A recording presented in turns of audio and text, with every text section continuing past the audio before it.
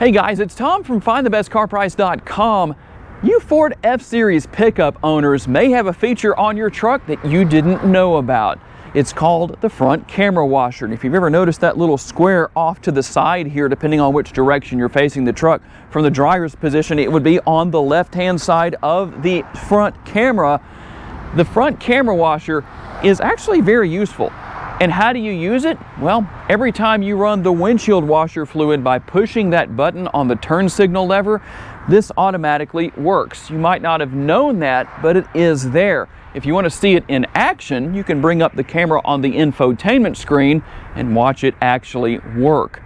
If you have never heard about this feature before, tell me down in the comments. I've had a lot of people in the past tell me who were Ford F-Series truck owners that they had their truck for a number of years and never knew it had this feature. Thanks for taking the time to watch, guys. We appreciate it. I'll see you in our next video. To learn more about the model in today's video, visit the link in the description for a detailed comparison between trims and pricing for the vehicle we featured or any vehicle you may be interested in.